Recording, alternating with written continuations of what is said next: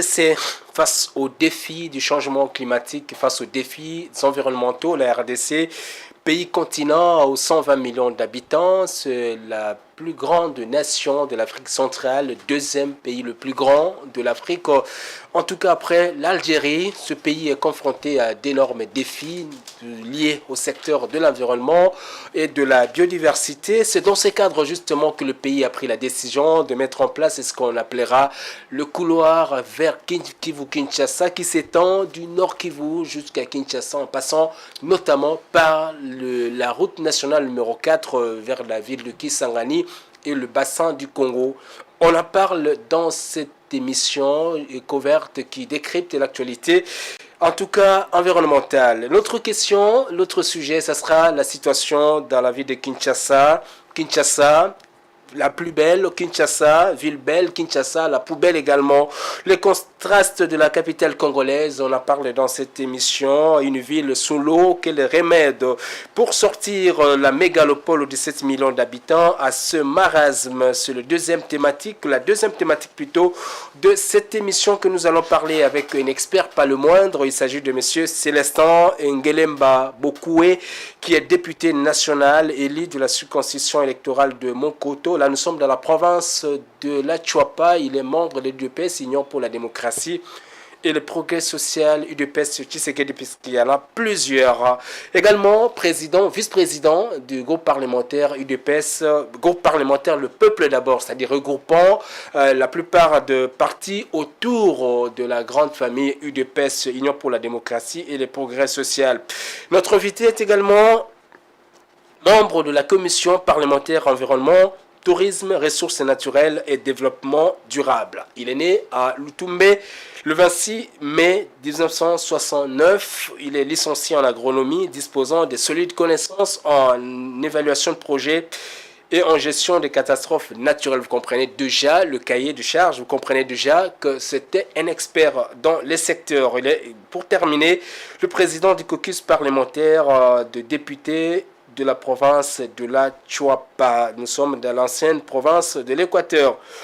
Il est à la tête d'une initiative parlementaire qui n'est pas le moindre parce qu'il est né dans cet environnement. Il a pensé qu'il y a beaucoup de projets, il y a beaucoup de conflits entre les populations locales et beaucoup de projets environnementaux, d'où son initiative portée qu'il est en train de présenter bientôt à l'Assemblée nationale, dénommée Homme-Faune, qui cherche à comprendre, trouver des solutions sur la problématique de la biodiversité, de la conservation de la nature. Comment est-ce que les habitants peuvent justement cohabiter et trouver des solutions? Comment le projet de développement dans ces zones qu'on appelle les zones vertes, les zones vertes qu'il faut protéger, comment la population directement concernée par ces initiatives doit être au préalable impliquée pour que les choses ne puissent pas gâter à peu près assez souvent. Monsieur le député, honorable député, bonjour. Bonjour, monsieur le journaliste. Est-ce que vous pensez que je vous ai bien présenté? Oui, je pense qu'on n'aura pas tout terminé, mais c'est bon. Merci beaucoup. Vous avez fait l'honneur à Géopolis de pouvoir faire le déplacement, répondre à notre invitation. On en parle, mais pas toujours. La RDC qui se présente comme pays solution à la tête d'une grande initiative qu'on appelle Couloir Vert. Couloir Vert, c'est ce grand projet qui s'étend sur une superficie de 544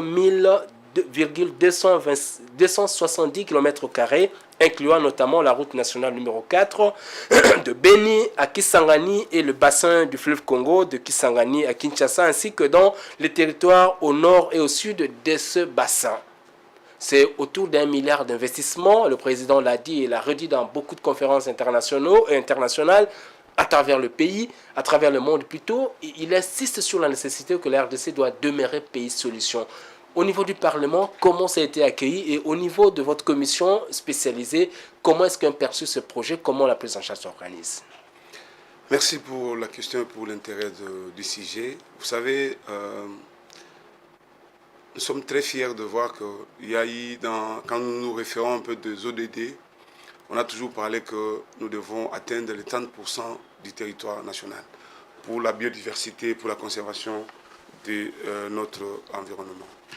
Mais le président de la République, Félix Antoine Tshisekedi, n'a pas fermé l'œil, n'a pas fermé les oreilles, mais c'est encore une fois la concrétisation de sa pensée, de sa vision.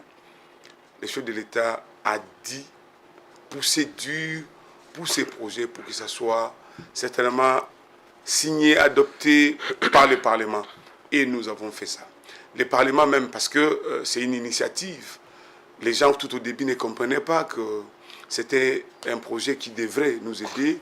C'est vrai qu'il y a eu un débat, mais à la fin des comptes, le Parlement congolais a dit voter le projet, la vision qui a été transmis au niveau du Sénat, et le Sénat aussi l'a accompli parce qu'il y a eu un débat, mais à la fin des comptes, on a accepté. On a accepté pourquoi? Parce que avec ces projets, nous pensons que nous allons aussi revivre l'unité de la nation congolaise. Vous savez, autrefois, quand nous voyons, il y a de cela 30 ans, les haricots venaient de l'Est pour Kinshasa. On voyait tout ce qu'on cultivait, les pommes de terre à Goma arriver à Kinshasa.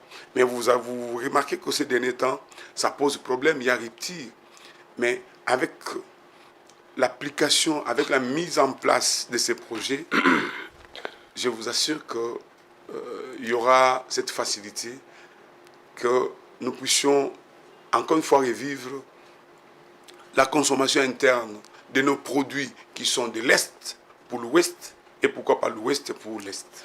Voilà, on va revenir à vous. On écoute d'abord le chef de l'État, on le suit parce qu'il a, en tout cas pour annoncer l'avènement de ce projet de couloir vert Kivu-Kinshasa, le président de la République a pris la parole justement pour spécifier les objectifs de ce projet, globalement résumé par la nécessité de promouvoir un développement durable dans ces zones dont la plupart est touchée par les conflits armés, multiformes, même les conflits entre les communautés locales, justement, dus selon les prévisions du gouvernement, probablement aussi par la pauvreté et qu'il fallait promouvoir un développement beaucoup plus vert, ce qu'on appelle le développement durable. On écoute le chef de l'État si on est en parfaite collaboration avec la technique. Au cours des 3 dernières décennies, nous avons été témoins de l'immense courage et de l'extraordinaire résilience de nos communautés congolaises face aux conflits à l'est de la République démocratique du Congo. Cette capacité exceptionnelle de nos populations locales à faire face à l'adversité a inspiré une idée audacieuse, la création du couloir vert Kivu-Kinshasa, qui, en s'inspirant de la riche expérience du programme de l'Alliance Virunga, vise à dupliquer son modèle de conservation communautaire sur une large portion de notre territoire national. Notre vision est de mettre en place une approche de conservation communautaire qui, tout en garantissant des fonctions écosystémiques essentielles pour toute la planète, assurera des moyens de subsistance économique pour des millions de Congolais à travers des institutions de gouvernance adaptées au contexte local et capables de proposer des réponses souples et culturellement appropriées. Il s'agira donc d'un couloir vert, géré par et pour les populations, qui redéfinira la nature même de la conservation des forêts du Congo. Aujourd'hui, la forêt du bassin du Congo constitue l'un des derniers poumons verts de notre planète. Son rôle de stabilisation du climat mondial est essentiel à la survie de l'humanité tout entière. Conscient de cette responsabilité, j'ai pris la décision de lancer cette initiative volontaire et ambitieuse qui, en préservant les forêts primaires de la République démocratique du Congo, contribuera à l'effort global de lutte contre le changement climatique tout en favorisant un développement socio-économique inclusif pour les populations congolaises. Telle est la vocation du couloir vert Kivu-Kinshasa. En reliant les provinces de l'Est à Kinshasa, nous réunifierons et apporterons la paix et la stabilité à notre pays grâce à un ambitieux programme socio-économique intégré qui permettra de générer plus d'1 demi-million d'emplois durables, de développer des énergies propres et renouvelables, de renforcer la situation sécuritaire sur le terrain et de constituer un tissu industriel varié et moderne.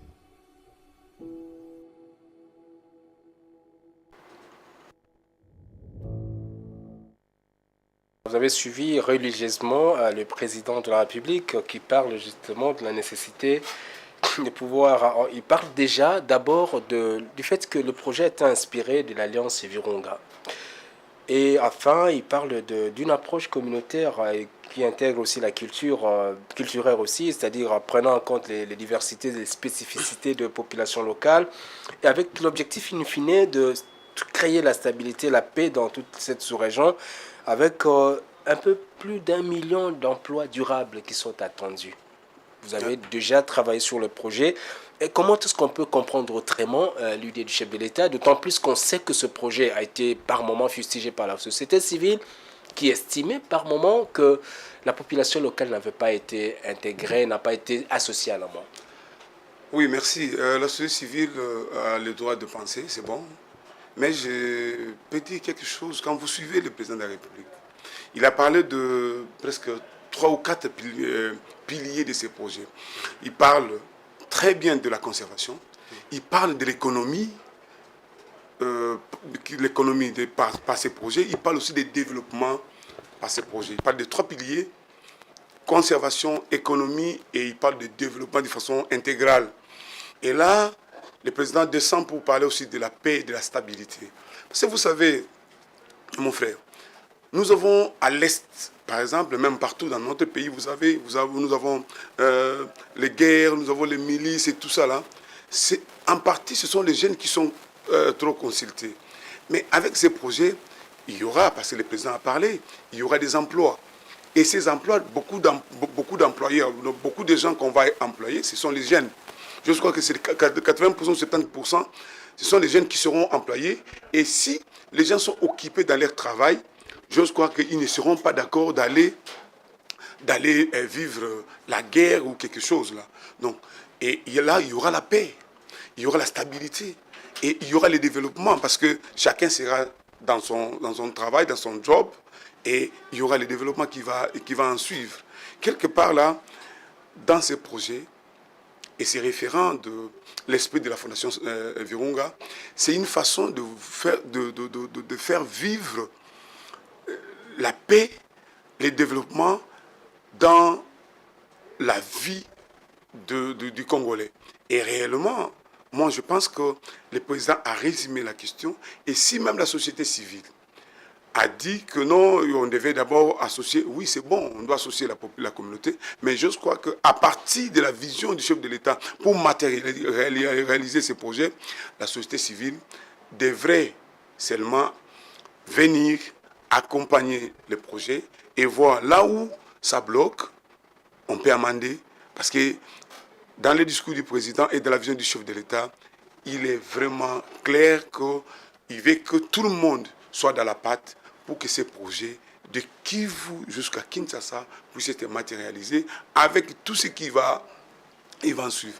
Donc, la protection de l'environnement est là, la conservation est là, l'économie, avec ces projets, on peut sérieusement booster notre économie. Avec ces projets, il y aura un développement. Et vous voyez même, quand il venait de dire, là, il a parlé de la transformation, des transports fluvial, de l'énergie renouvelable. Et donc, il y aura la route. Tout ça, ce sont des actifs qui pourront surgir dans ces projets. Donc, moi, je crois que même si la société civile n'a pas certainement bien compris, parce que c'était une initiative qui y est venue dans l'esprit, dans la vision du chef de l'État, pour matérialiser les piliers, la vision qu'il a émis pour ce quinquennat. Aujourd'hui, la société civile, petit à petit, il va approcher le ministère de l'Environnement, il approche l'ICCN et pourquoi pas tous les partenaires pour qu'on arrive à mettre en place et à mettre en pratique ces projets qui est vraiment bénéfique et qui touche beaucoup d'aspects pour les biens de la RDC. Voilà, ce que peut-être je crois que ça vous rejoint parce que déjà l'article 3 du décret du Premier ministre qui met en place justement ce projet, le décret du 15 janvier 2025 de la Première ministre Juste Minois, on parle de plus de 100 000 km² de forêt primaire et qu'on vise à protéger à travers ce projet. Et l'article 4 justement de ce décret parle de la création, on dit ceci, la création du couloir vers Kivu-Kinshasa ne crée, ne modifie ni ne purge aucun droit préexistant détenu par les communautés locales ou tout autre tiers tant qu'il n'est pas encore procédé à la répartition et à l'affectation de zones, à la suite notamment de l'enquête publique. Vous êtes parlementaire justement spécialisé dans ce secteur-là en tant que vice-président du groupe parlementaire Le Peuple d'abord, donc UDPS, et vous êtes membre de la commission environnement de l'Assemblée nationale. Qu'est-ce qui a été fait justement? Parce que je vois il y a beaucoup de promesses ici, mais ça faisait depuis janvier que le projet était censé déjà avoir lieu parce que les décrets étaient signés, parce que ça entrait en vigueur à la date de la signature. Est-ce qu'il y a certaines initiatives qui ont été prises pour justement concilier les vues entre les populations locales et le pouvoir public? Oui, mais vous savez, vous voyez un peu la distance, vous voyez un peu la taille de ces projets, vous voyez l'espace qu'a ces projets. Vous voyez un peu l'espace qu'a ces projets, c'est pas facile. Ça passe, comme vous avez dit, du Grand Kivu, vous voyez, Beni, Butembo, province orientale, et puis, je vous informe déjà que la province orientale serait comme la plaque tournante. La plaque tournante, parce que c'est comme le centre, ouais. Le centre, et ça descend la province équateur, de l'équateur, il y a la partie de Ngiri, ouais. Et ça sort vers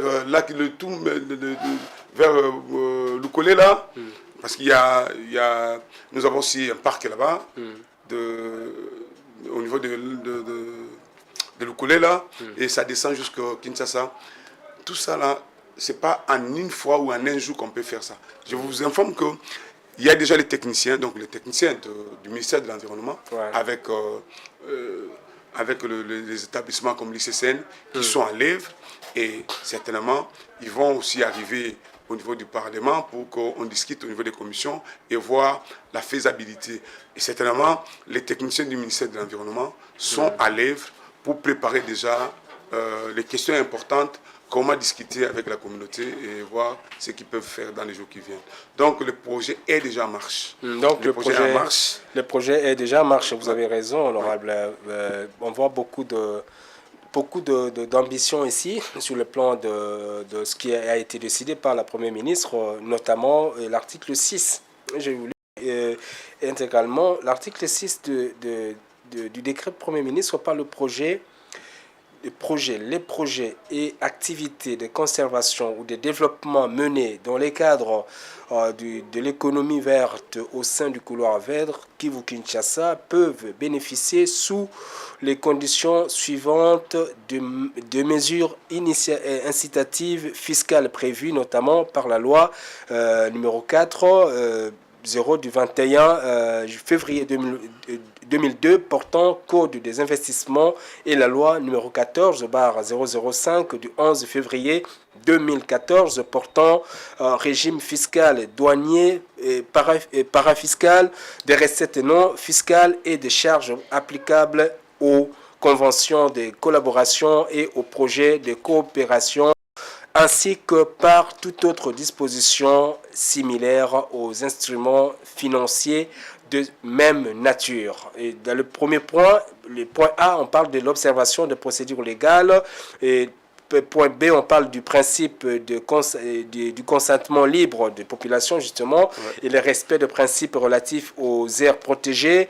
On parle également de la contribution significative au bien-être socio-économique des populations locales, vous l'avez évoqué. On parle également de l'alignement avec les plans de développement et aménagement du territoire provinciaux et locaux, ainsi qu'avec le système d'information financière selon les cas échéants. Et on parle également de l'engagement et à produire sur base annuelle un audit financier, environnemental et social, et y compris les mesures de précaution et, si nécessaire, d'atténuation des facteurs contribuables aux conflits armés dans le cadre du projet de développement économique ou de conservation de la nature. Et également un autre point qui parle de la garantie et de la transparence concernant l'utilisation des fonds. Et aussi un point important que mise en place et opérationnalisation de mécanismes non judiciaires internes de gestion de conflits, de griefs et de conflits liés au projet du corridor Kivu-Kinshasa sans préjudice aux droits de recours aux juridictions compétentes. On comprend, il y a beaucoup de garanties, beaucoup de perspectives. Ce sont des garde-fous. Des Ce sont des garde-fous, garde-fous parce que ouais. ça dit que, vous voyez, comme la société civile et pourquoi pas d'autres partenaires trouvaient comme si c'était un projet où on dit c'est comme les cheveux qui tombent dans la soupe. Non, non, c'est un projet. Par après, ils ont compris que c'est vraiment, il y a des garde-fous qui certainement accompagnent la mise en œuvre de ces projets. Ce n'est pas un projet qui sort comme ça, mais c'est un projet réfléchi par les chefs de l'État et par ses partenaires aussi. Par ses partenaires, par son gouvernement. Et c'est comme ça que le gouvernement, n'hésitant pas, et après avoir invité, échangé avec presque tous les partenaires, qu'on a mis en place ces projets. Vous voyez, le président de la République, s'il devait prendre son sens autoritaire, il devait seulement mettre une ordonnance, ouais. paf, et puis on demande que ça puisse être appliqué. Ouais. Mais le président n'a pas fait ça. Il y a eu la vision. On a mené ça au gouvernement. Le conseil des ministres a travaillé.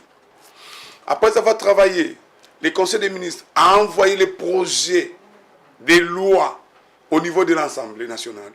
L'Assemblée a débattu. L'Assemblée a adopté. On a envoyé ça au Sénat. Le Sénat a débattu et a adopté.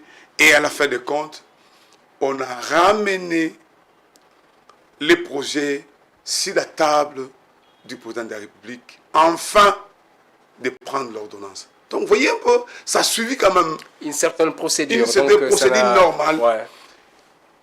Et ce n'était pas dicté. Ouais. Et c'est comme ça que j'ai dit, s'il y a d'autres partenaires, surtout de la société civile, et pourquoi d'autres partenaires internationaux, qui trouvent qu'il y a des lacunes, il est mieux d'approcher les gouvernements et ils vont voir que les projets là, s'il y a des inputs, s'il y a des choses à ajouter, s'il y a des choses à enlever ou à compléter, certainement, vous voyez, il y a un arsenal juridique qui accompagne la vision du chef de l'État pour que ces couloirs soient certainement effectifs. Mais alors, aujourd'hui, parmi les griefs de ce projet-là que le Parlement avait endossé, et en tout cas validé, cautionné, et c'est également aussi la capacité de l'Institut congolais de la conservation de la nature, l'UCCN, de pouvoir être cette autorité étatique qui doit gérer tous les projets liés à ce projet. L'UCCN, malheureusement, on n'a pas encore eu, on a tenté plusieurs fois, on n'a pas encore trouvé un correspondant à l'UCCN qui doit venir peut-être éclairer la lanterne de l'opinion. Mais est-ce que vous pensez que les capacités opérationnelles, les capacités de l'UCCN aujourd'hui sont à même de pouvoir quand même gérer un tel projet? On parle de 100 000 espaces, 100 000 km² d'espace qu'il faut protéger, dont il faut promouvoir le développement. Dans ces 100 000 km², dans cette superficie, vous trouvez, il y a des villes, vous trouvez, il y a des forêts, il y a des concessions forestières appartenant à des privés, vous trouvez, en même temps, il y a des parcs, et vous trouvez des réserves forestières qui sont appartenant à des privés, et vous trouvez également des usines, bon, bref, des propriétés qui sont là, le long de ce couloir-là. Comment est-ce que vous pensez l'UCCN pouvoir avoir les moyens nécessaires pour pouvoir justement assurer les contrôles sur un espace aussi vaste? Non, mais vous savez que l'UCCN, c'est un établissement de l'État qui n'est pas moindre. C'est un établissement national de l'État sous la tutelle du ministère de l'Environnement. Et puis, à part l'environnement, il y a le ministère de Tourisme, il y a le ministère aussi de Défense qui entoure cet établissement. C'est un établissement crédible de la RDC qui est capable de soutenir, d'accompagner ces projets sans difficulté. Parce que, certainement, il n'est pas seulement ici à Kinshasa, c'est un établissement qui est national et qui a des partenaires nationaux, des partenaires au niveau national et au niveau international. Donc, quelque part, l'UCCN a des outils et des compétences capable de gérer ces projets sans difficulté. Bon, ça c'est peut-être sur le plan technique, hein, sur le plan peut-être de la logistique, ça pose problème parce que déjà nous sommes à Kinshasa où vous connaissez que les jardins zoologiques il semble ne plus vraiment fonctionner. Non, mais présentement là, les jardins zoologiques, c'est vrai qu'on est en train de réhabiliter. On est en train de réhabiliter. Soupé, ça va reprendre sa belle robe de l'autre fois. Les jardins zoologiques sont en train de réhabiliter. C'est tellement qu'on a fermé et puis les gens peuvent se demander pourquoi, mais on est en train de réhabiliter pour qu'on remette son ancienne robe.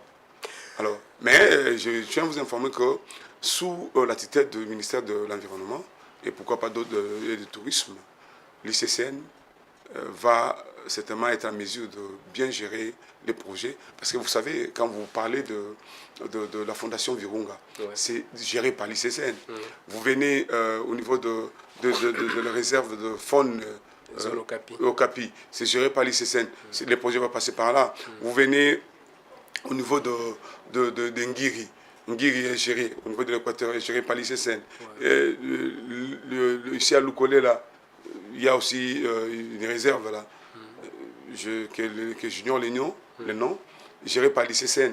Donc, quelque part là, la ligne qu'on emprunte pour ces couloirs, c'est vraiment touche, comme vous avez dit, touche les villes, touche les réserves, les parcs, mais l'ICCN est toujours là. Et puis, l'ICCN aussi a la capacité de gérer à la fois les écosystèmes et la population, voir aussi comment la population et l'écosystème peuvent cohabiter. Donc la facilité est là et c'est une spécialité du ministère de l'Environnement. Je crois que n'ayez pas de crainte à ce sens.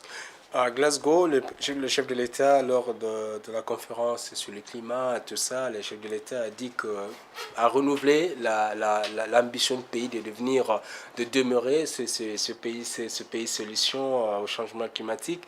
La RDC, c'est également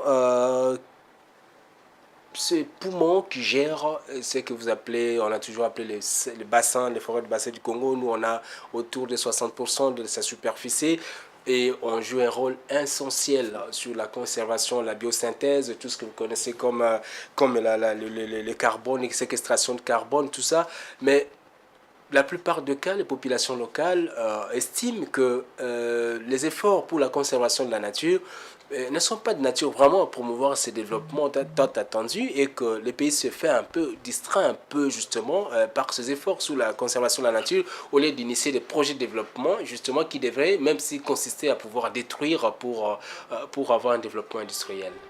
Oui, là vous parlez vraiment de la vision et de la pensée de la population. Et certainement de la population congolaise qui est la population environnante de aires protégées et qui par moment ils trouvent qu'ils ne sont pas bien considérés, ils ne sont pas, il n'y a pas et que la conservation ne leur sert à rien. Oh, il n'y a pas assez de retombées. Là, moi comme parlementaire aussi, je ne fais qu'appuyer la communauté et je tiens à vous informer que ce n'est pas seulement en RDC. Il y a beaucoup de pays qui se lamentent de la façon dont d'autres projets de la conservation de la nature sont en train d'être implémentés sur le terrain. Il est vrai que nous devons continuer avec beaucoup de plaidoyer pour que les projets de l'environnement puissent donner des impacts dans la communauté. Parce que certainement, il y a des fonds qu'on dit, il y a autant de millions qu'on doit injecter, mais si le terrain, ça ne reflète pas la taille des enveloppes qu'on envoie.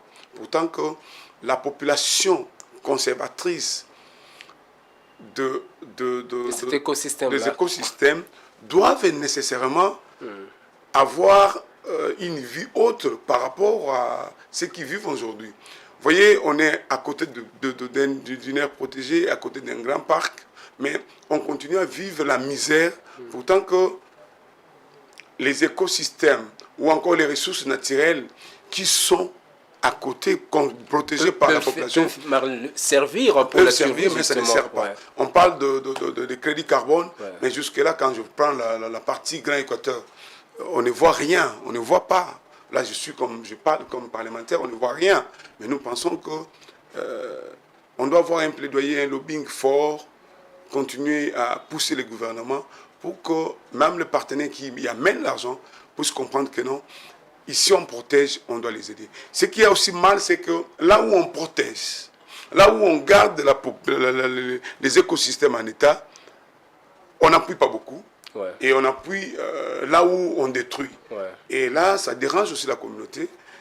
Il est vrai que c'est un processus, mais nous pensons qu'avec la vision actuelle du gouvernement, où le chef de l'État lui-même se met au premier plan pour pousser, pour négocier, je crois que même son gouvernement suivra et on pourra avoir de bons changements dans les jours qui suivent. Voilà, à moins que vous ayez un dernier mot sur ce projet Couloir Vert, nous aimerions parler de notre sujet. Est-ce que vous pensez que c'est la réponse de l'État congolais à ce défi climatique et c'est la réponse de Kinshasa qui veut demeurer, qui veut peut-être prendre le leadership de cette histoire-là de la conservation de la nature, d'être les champions, le pays solution dans les secteurs de la conservation de la nature et du développement durable.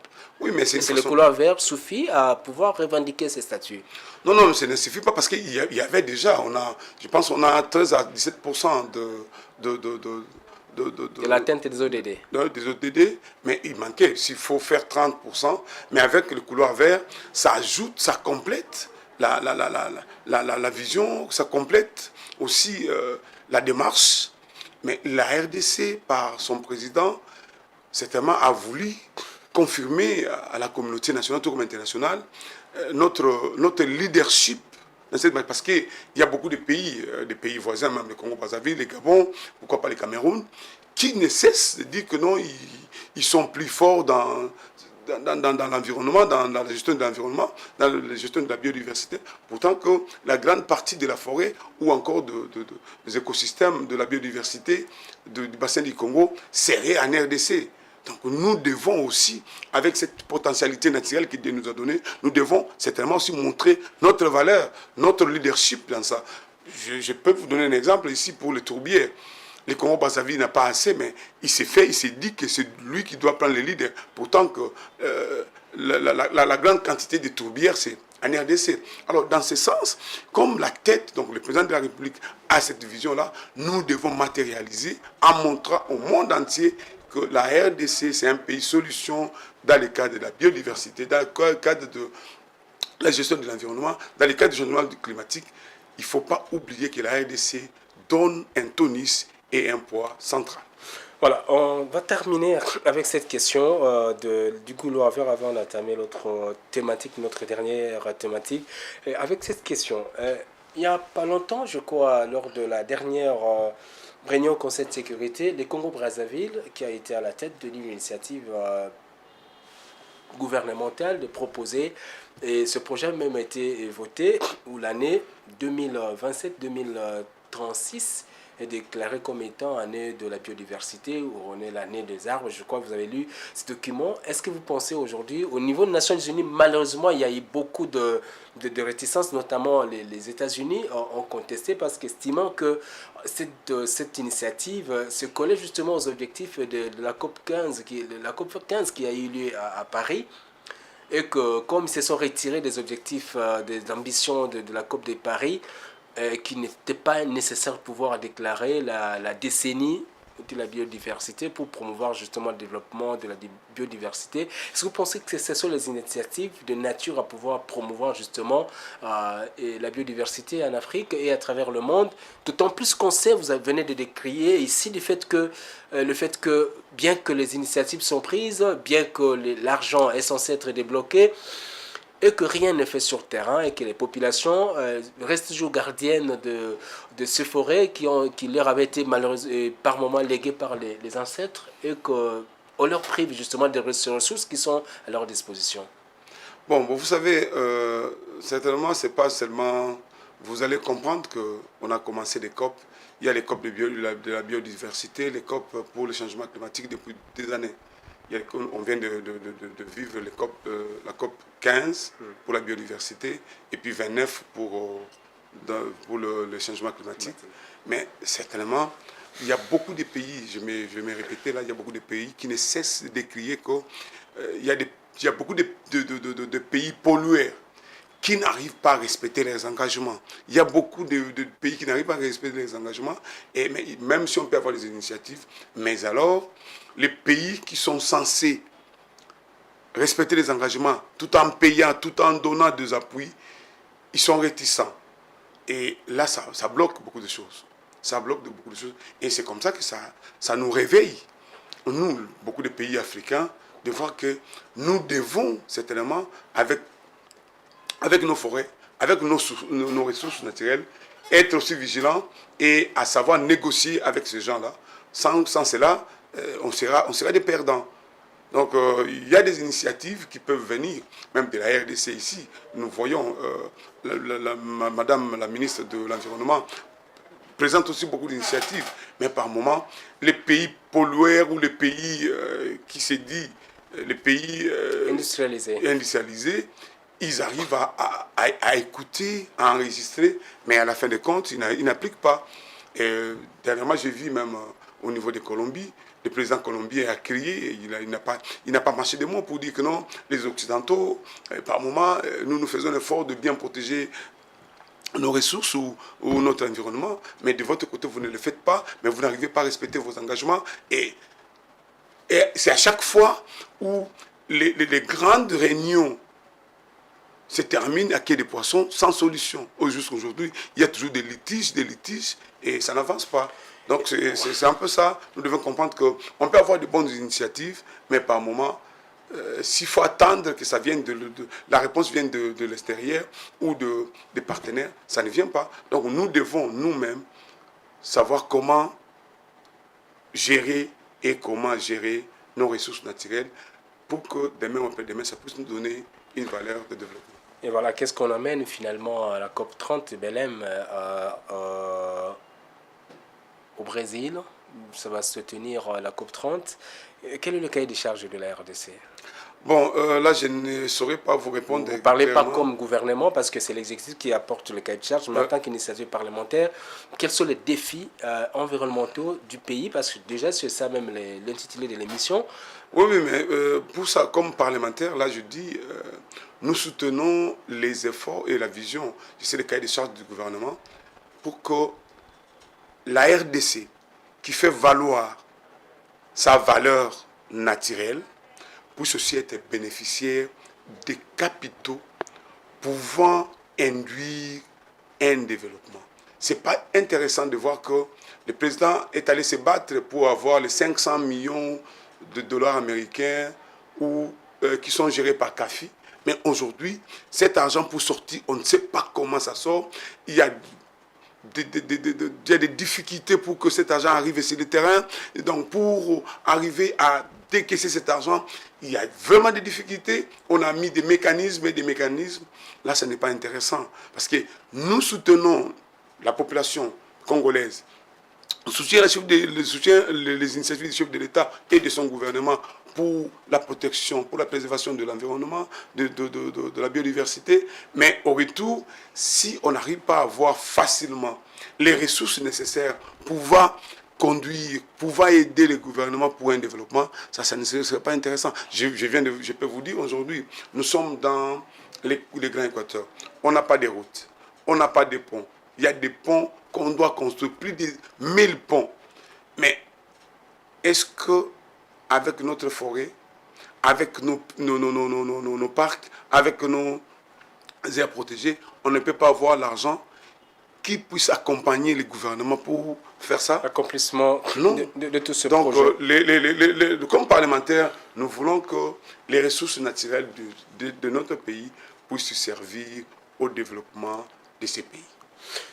Voilà ce qu'on pouvait dire à propos de ce couloir vert. Je rappelle que c'est un projet gouvernemental qui a été déjà acté le 15 janvier 2025 par un décret du Premier ministre, de la Première ministre, pour être précis, Judith Soumino. Ce projet, on en parle toujours. Vous voyez qu'on a reçu un parlementaire qui a travaillé sur le dossier. Mais l'environnement, ce n'est pas seulement la biodiversité, c'est aussi les zones urbaines. Kinshasa, capitale de la RDC, est considérée comme parmi les villes les plus sales du monde. À un moment, on parle de la ville belle, et aujourd'hui on parle de Kinshasa, la poubelle. Kinshasa, c'est une ville sous l'eau depuis quelques temps, avec des précipitations qui ont malheureusement poussé de centaines de milliers de personnes hors de leur habitations. On parle aujourd'hui des sinistrés et de centaines de morts. C'est chaque année, à la même période, avril, mai, qu'il y a des morts. Et beaucoup d'initiatives sont prises par le gouvernement, semble-t-il, mais rien, en tout cas, ne marche sur le plan concret. Aujourd'hui, par exemple, de quartiers de Kinshasa, certains quartiers sont carrément vidés de leurs habitants parce que on ne sait pas là où habiter, parce qu'il y a des difficultés pour pouvoir justement avoir un habitat beaucoup plus commode à ses besoins traditionnels. Alors, on a produit un documentaire, un mini documentaire, nous avons l'exclusivité maintenant, présenter comment est-ce que la vie de Kinshasa et les défis climatiques qui sont liés, il s'intitule Kinshasa, ville sous l'eau. On regarde.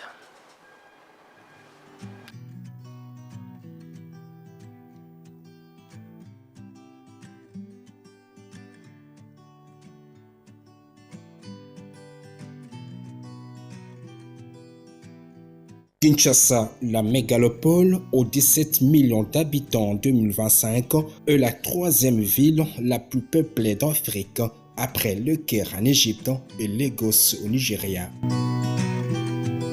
La capitale de la République démocratique du Congo est non seulement la plus grande ville du pays, mais aussi la plus visitée de la sous-région de l'Afrique centrale.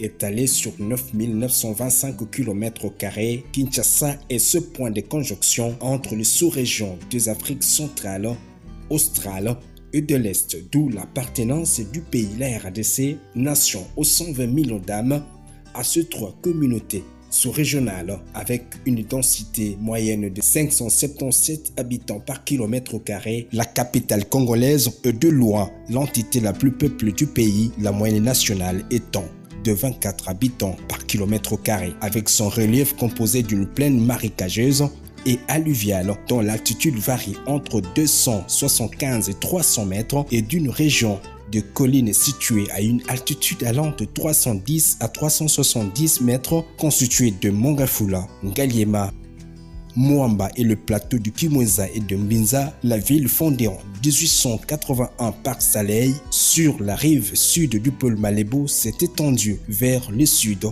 et l'est pour couvrir actuellement une superficie d'environ 30 sur 15 km², représentant la moyenne d'environ 20% de la superficie générale de la capitale.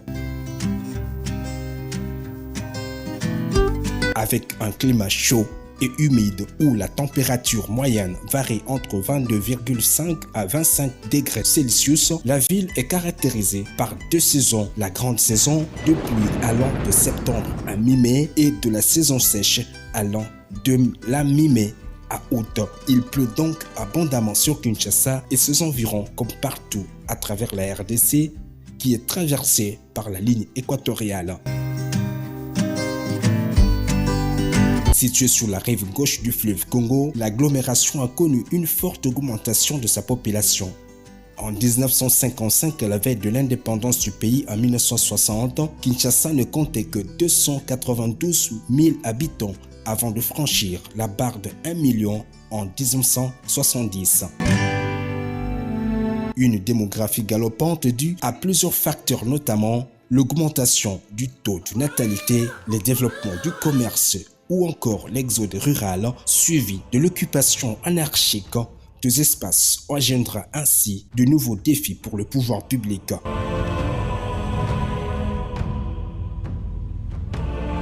Inondations, les constructions anarchiques dans les zones non édificantes, la concentration des centres d'intérêt dans les centres-villes hérités de la colonisation sont les défis auxquels Kinshasa est confronté. Pour les inondations, par exemple, la capitale congolaise est régulièrement sous l'eau à chaque période pluviale, provoquant ainsi 2 milliers de sinistrés, des sans-abri, hormis de morts et de disparus, aux côtés de la destruction des infrastructures essentielles telles que des habitations, de routes et autres.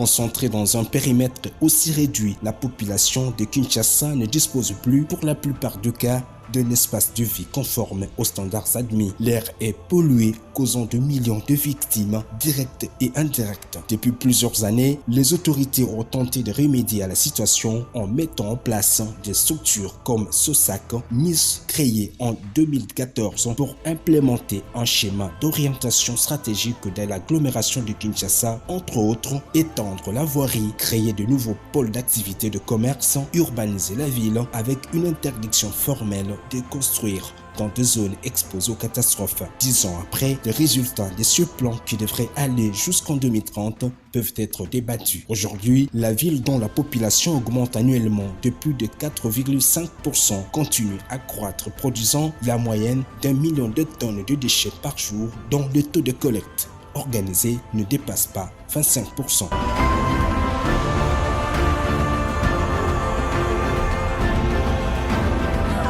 Avec plus de 8 millions d'automobilistes en circulation, la capitale congolaise est l'une des villes les plus polluées et polluantes d'Afrique, avec des ressources limitées, parfois des projets mal gérés et une population peu consciente des dangers liés à la dégradation de son espace de vie. Le pouvoir public tente de multiplier des initiatives pour un retour à la normale, notamment la conclusion de partenariats avec des structures privées dont les effets d'entraînement restent limités. Le défi reste encore entier, nécessitant des politiques publiques transversales, audacieuses, nécessitant l'implication soutenue du secteur privé et de la communauté scientifique pour des solutions efficaces sans lesquelles Kinshasa tend vers la situation d'une ville de plus en plus inappropriée à la vie.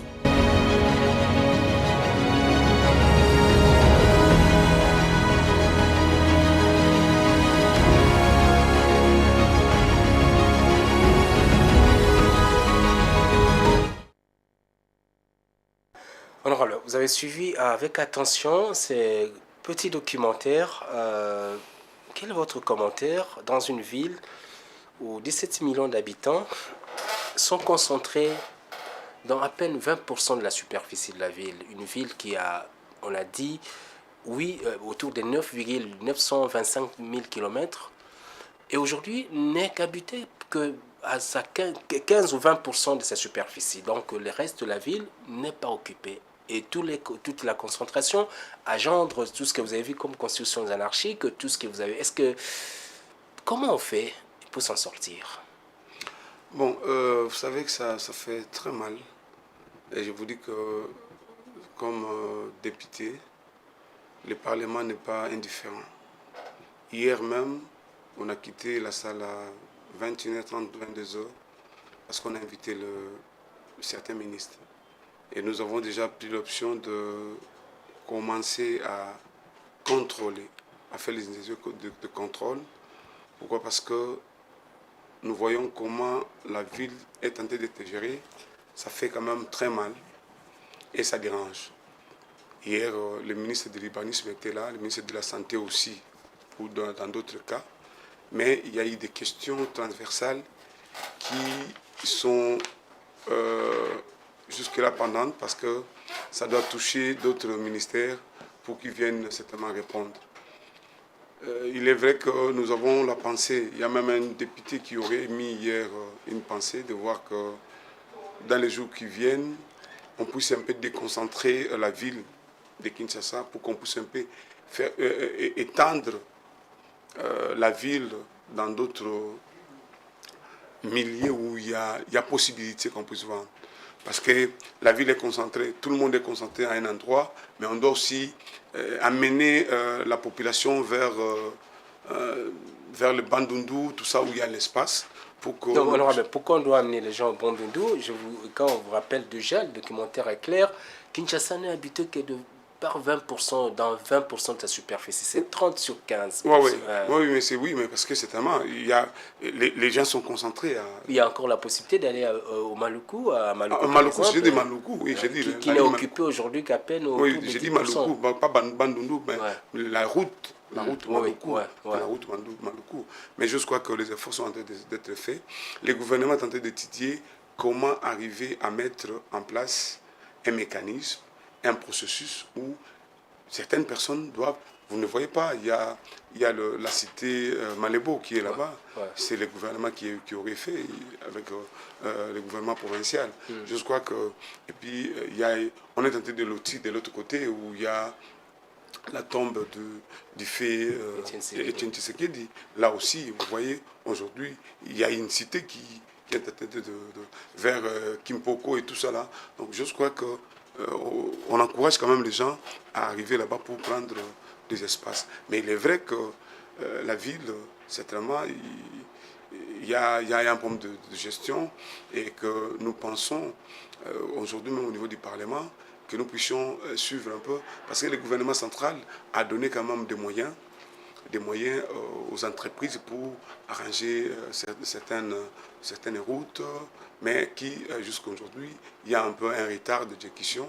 Et tout ça là, ça bloque pour qu'on puisse avoir les embouteillages, on puisse avoir beaucoup d'eau qui sont en train de stagner, parce qu'il n'y a pas de caniveau, la canalisation est presque nulle, ou la canalisation presque morte, ou quoi là. Tout ça là, ce sont des efforts que nous aussi comme Parlement, nous avons commencé à faire notre contrôle parlementaire au ministre. Les ministres de l'urbanisme est passé hier. Je crois que les domaines aussi connexes pourront aussi venir. L'OVD était aussi invité, mais il avait eu l'invitation de l'Assemblée nationale un peu en retard. Il s'est excusé hier. Et nous pensons qu'au fil des routes aussi va venir. Bon, au fil des routes, c'est pour l'intérieur, mais l'OVD va pouvoir venir même la semaine prochaine pour nous expliquer et que nous puissions donner nos avis et considérations sur la façon de gérer la ville, parce que c'est notre capitale. Et je suis très touché quand on dit, au lieu de dire Kinshasa la belle, Kinshasa la poubelle. La poubelle, c'est pas intéressant. Parce que dans notre temps, nous produisons 1 million de déchets par jour et à peine 25%. Bon, 1 million de déchets, c'est par rapport aussi à la population, à la démographie qui est enregistrée au niveau de Kinshasa. Parce qu'avec la moyenne de 0,07% et 0,07 kg par jour, le total de 17 millions, ça donnait 1 million de déchets par jour. Et puis, certainement, ça pose problème pour l'entretien.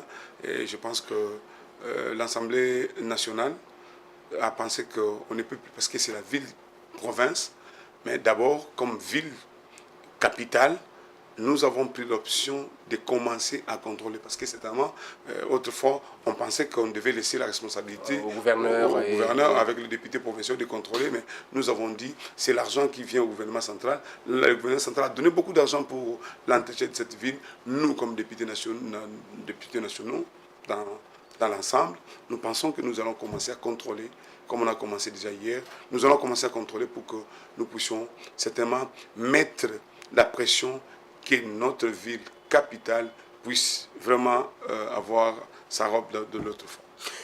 Merci beaucoup, honorable, d'avoir accepté cette invitation. Écoverte se termine ici. Je rappelle que vous êtes Célestin Ngelemba Bokoué, député national élu sur la liste de l'UDPS Tshisekedi dans la circonscription électorale de Monkoto, province de la Chuapa. Et vous êtes premier vice-président du groupe parlementaire Le Peuple d'abord, donc de l'UDPS. Et vous êtes également membre de la commission parlementaire environnement, tourisme, ressources naturelles et développement durable. Vous êtes un agronome, ingénieur agronome, disposant de solides connaissances en évaluation de projets et en gestion de catastrophes naturelles. Et également président du groupe parlementaire de député de la Chuapa et initiateur d'un projet de loi, d'une proposition de loi, d'une loi probablement à venir, Hommes et Faune, pour étudier le conflit entre les populations locales et les projets de développement de population dans les secteurs de l'environnement. Merci beaucoup, honorable, pour votre disponibilité. Merci, monsieur le journaliste. À très bientôt pour Écoverte. Merci à l'équipe technique pour la coordination technique. Merci à toute l'équipe rédactionnelle qui m'a accompagné pour présenter cette émission. On se retrouve très bientôt avec le même plaisir.